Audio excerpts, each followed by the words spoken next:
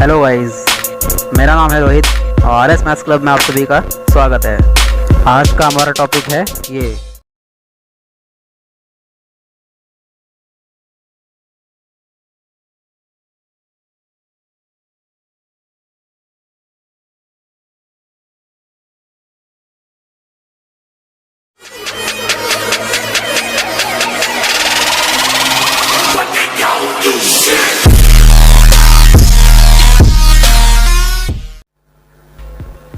आज हम स्टार्ट करेंगे चैप्टर 1 का example 4। A sweet seller has 420 kaju barfis and 130 badam barfis. She wants to stack them in such a way that each stack has the same number and they take up the least area of the tray. What is the number of that can be placed in each stack for this purpose. इसमें कहा है इसने कि एक sweet seller है, उसके पास 420 काजू बर्फ़ी हैं और 130 बादाम बर्फ़ी हैं. वो उनको स्टैक की फॉर्म में मैनेज करना चाहती है जिससे कि ईच स्टैक में नंबर ऑफ़ बर्फ़ी सेम आ सकें. दूसरा case, they take up the least area of the tray. वे ट्रे का कम से कम एरिया यूज़ करें.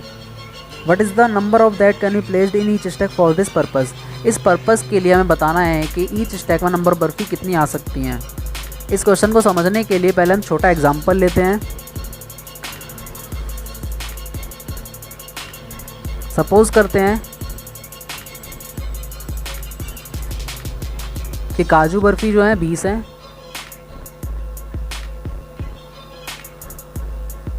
और जो बादाम बर्फ़ी हैं वो 4 हैं.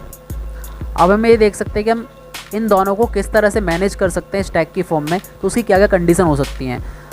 पहली कंडीशन मान लेते हैं कि 4 बादाम बर्फ़ी अलग अलग कॉलम में है. उनके पीछे 20 को हमें अरेंज करना है. मान लेते हैं जब इन 20 को हम 4 में अरेंज करेंगे तो हर कॉलम में 5-5 बर्फ़ी आ जाएंगी. तो पहला केस जो हमारा ये बन सकता है. दूसरे केस में मान लेते हैं कि 4 बादाम बर्फ़ी जो हैं वो इस तरह से हैं कि एक कॉलम में 2. तो इन 20 को अगर हम इसके पीछे अरेंज करेंगे तो ये आएंगी ईच कॉलम में 10-10 आ जाएंगी इस तरह से. तीसरे केस में मान लेते हैं कि चारों की चारों बादाम बर्फ़ी जो हैं वो एक ही कॉलम में हैं और उनके पीछे जो हैं ये काजू बर्फ़ी हैं. तो हमारे 3 केस बने यहाँ पर. अब हम क्वेश्चन को देखते हैं. उन्होंने बोला था कि मैक्सिमम नंबर ऑफ़ कॉलम होने चाहिए. तो इन 3 केस में नंबर ऑफ़ कॉलम मैक्सिमम किस में है पहले हम पता करते हैं कि पहले केस में हमारा नंबर ऑफ़ कॉलम कितने हैं 4. दूसरे केस में नंबर ऑफ़ कॉलम 2 हैं और तीसरे केस में नंबर ऑफ़ कॉलम जो है 1 है. तो यहाँ पर मैक्सिमम नंबर ऑफ़ कॉलम की जो कंडीशन है वो पहला वाला केस सेटिस्फाई कर रहा है. दूसरा, उन्होंने ये भी बोला था कि वे कम से कम एरिया यूज़ करें, ट्रे का कम से कम एरिया यूज़ करें. तो पहली कंडीशन है जो दोनों बातों को सेटिस्फाई कर रही है. इसका मतलब जो इसका आंसर होगा वो हो जाएगा 4. अब हम अगर अपने क्वेश्चन को इसी तरह से मैनेज करके दिखाएंगे तो वो क्वेश्चन बहुत ज़्यादा लेंदी हो जाएगा. इसलिए हम क्या करेंगे, हम पता करते हैं कि इन्होंने ऐसा क्या किया कि 20 और 4 का आंसर 4 आ गया. तो सिंपल सी बात है, 20 और 4 का जो HCF होता है वो भी 4 ही होता है. इसका मतलब हमें अपने क्वेश्चन में HCF फाइंड करना है. तो अपना क्वेश्चन स्टार्ट करते हैं हम. उसने बोला है एग्जाम्पल 4 कि 420 काजू बर्फ़ी हैं और 130 जो है बादाम बर्फ़ी हैं. अब हमें इसका HCF फाइंड करना है. HCF जो है हम यूक्लिड्स एल्गोरिथम का यूज़ करके करेंगे, जिसके लिए सबसे पहले हमें पता करना है कि छोटी संख्या कौन सी है इसमें. यानी कि 130 जो है लेस है 420 से. तो 130 से हमें 420 में डिवाइड देना है. ये जाएगा आपका 3 बार 390 आ जाएगा. माइनस करेंगे ये 0, 12 में से 9 गया 3, 3 में से 3 गया 0. जो रिमाइंडर आता है उससे हम डिवाइज़र में डिवाइड देंगे. यानी कि 30 से 130 में डिवाइड देना है. ये जाएगा 4 बार 120 आ गया. माइनस करेंगे 10 आएगा. 10 से हम 30 में डिवाइड देंगे. ये आएगा आपका 3 बार 30 आ गया और रिमाइंडर आपका इसका 0. जिस डिवाइज़र की वजह से रिमाइंडर 0 आता है वही इसका HCF होता है. अब हमें क्या करना है, इन यहाँ पर 3 कंडीशन बनी है इसकी, इन तीनों को यूक्लिड्स एल्गोरिथम की फॉर्म में रिप्रेजेंट करना है। तो यहाँ लिखेंगे हम by using Euclid's division algorithm. क्या होती है? A equal B Q plus R. यहाँ पर ए हमारा dividend, B divisor, Q quotient और आर हमारा रिमाइंडर होता है। तो पहले केस के लिए डिविडेंड क्या है? 420, इक्वल में डिवाइज़र है 130, क्वोशेंट है 3 और जो रिमाइंडर है वो है 30। दूसरे केस के लिए डिविडेंड 130, डिवाइज़र 30 इंटू में 4 प्लस में रिमाइंडर 10 हो गया।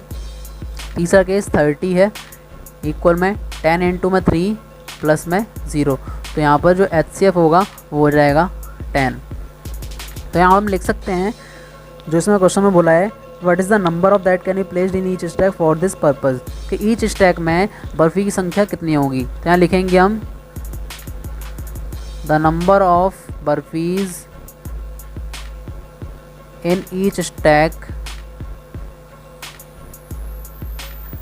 Will be 10। ये हमारा आंसर होगा। अब हम बात करते हैं कि इस क्वेश्चन को समझने के लिए एक ट्रिक यूज़ करते हैं कि हम कैसे पता करेंगे कि उसमें हमें HCF फाइंड करना है या LCM फाइंड करना है। इसके लिए हम क्या करते हैं, इस पूरे क्वेश्चन में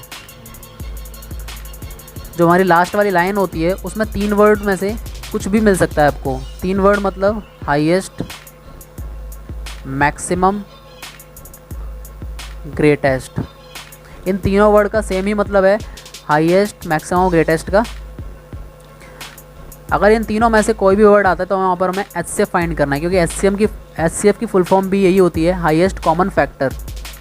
बट अगर इसके अलावा ये 3 वर्ड आते हैं, मिनिमम, लोएस्ट या स्मॉलेस्ट, इस केस में हमें LCM फाइंड करना होता है, क्योंकि LCM की जो फुल फॉर्म होती है वो होती है लीस्ट कॉमन मल्टीपल। इस चीज़ का आपको ध्यान रखना है। बाकी अपने वाले क्वेश्चन में लास्ट वाली लाइन में ऐसा कुछ भी नहीं बोला है, लेकिन एक चीज़ और ध्यान रखना है कि हाईएस्ट कॉमन फैक्टर यानी कि HCF के लिए एक लाइन और आती है, सेम नंबर ऑफ कॉलम। तो पूरे क्वेश्चन में ये वर्ड ज़रूर दिया होगा इसमें कि सेम नंबर ऑफ कुछ भी हो सकते हैं, इनकी सेम नंबर होने चाहिए। तो सेम नंबर वाली कंडीशन अगर उसमें आ रही है, कभी कभी क्या है इन तीनों में से ये वर्ड नहीं मिलता है, लेकिन अगर पूरे क्वेश्चन में सेम नंबर वाली बात आ रही है, समझ जाना है कि इसमें HCF ही फाइंड करना है। स्क्रीन पर सेकंड क्वेश्चन आपके लिए है, ये आपको गूगल या किसी की हेल्प लिए बिना खुद ही सॉल्व करना है, जिससे कि आपकी बेस्ट प्रैक्टिस हो सके और कंसेप्ट क्लियर हो सके। आई होप कि ये वीडियो आपको समझ में आ गई होगी। अगर इस वीडियो या स्क्रीन वाले क्वेश्चन से रिलेटेड आपको कोई डाउट है तो आप मुझे कमेंट बॉक्स में कमेंट कर सकते हैं, जिससे कि मैं आपकी हेल्प कर सकूँ। दूसरा, अगर ये वीडियो आपके लिए हेल्पफुल रही है तो इस वीडियो को लाइक कर दीजिए, चैनल को सब्सक्राइब कर दीजिए और बेल आइकन को प्रेस करना ना भूलें। Okay guys, thanks for watching. मिलते हैं नेक्स्ट वीडियो में, तब तक के लिए टेक केयर।